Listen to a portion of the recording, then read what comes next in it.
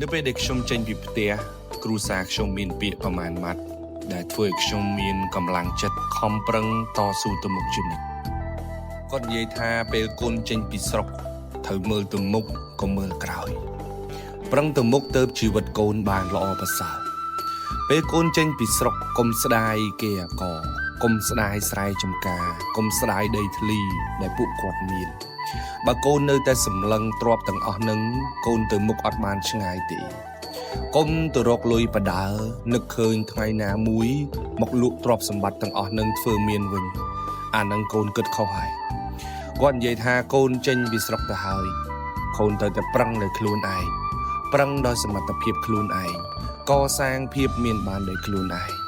ស្រុកយើងមានរឿងអស្ចារ្យជាច្រើនជាងទ្រព្យសម្បត្តិដែលឪពុកម្ដាយកំពុងមាននឹងទៀតផងបើកូនចេះកសាងខ្លួនឲ្យមានបានដោយខ្លួនឯងអានឹងទើបកូនខ្លាំងទៅថ្ងៃមុខគាត់និយាយថាបើមានពេលកូនត្រូវតែរៀនម៉ែឪមិនដឹងថារៀនទៅវាបានធ្វើស្អីទេតែដឹងតែត្រឹមថាបើមិនរៀនទេគឺប្រហែលម៉ែប្រហែលឪហ្នឹងឯង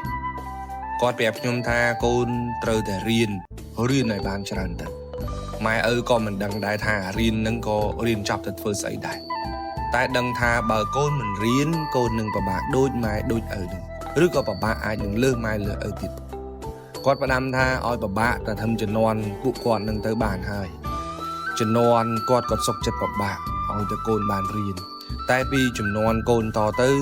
កូនត្រូវដឹងថាខ្លួនឯងត្រូវតែល្អប្រសើរជាងម៉ែឪបើកូនមិនខិតខំទេកូនមិនត្រឹមតែលំបាកដូចពុកម៉ែទេកូនឯងថែមទាំងបង្កើតនូវជីវភាពក្រខ្សត់មួយចំនួនទៀតទៅឲ្យកូនរបស់យើងបន្តទៀតចឹងត្រូវតែរៀនដើម្បីបានចំណេះឲ្យខ្ពង់ខ្ពស់ជាងពុកជាងម៉ែនៅពេលបច្ចុប្បន្ន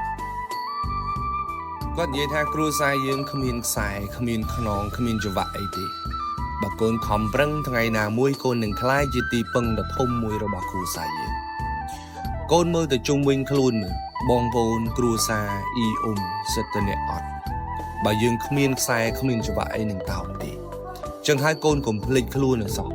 គ្រួសារយើងគ្មានខ្សែគ្មានខ្នងទេបើកូនខំប្រឹងថ្ងៃណាមួយកូននឹងក្លាយជាបកគោលរបស់គ្រួសារកូននឹងក្លាយជាម្លប់របស់បងប្អូនកូននឹងក្លាយជាផ្លូវសម្រាប់អ្នកក្រោយបន្តទៀតគ្រួសារជាកម្លាំងចិត្តធំណាស់សម្រាប់ជីវិតយើងគ្រប់គ្នាពរជ័យពីគ្រួសារគឺជាពរជ័យដែលគ្មានថ្ងៃសាបសូន្យទេយកគ្រួសារជាកម្លាំងចិត្ត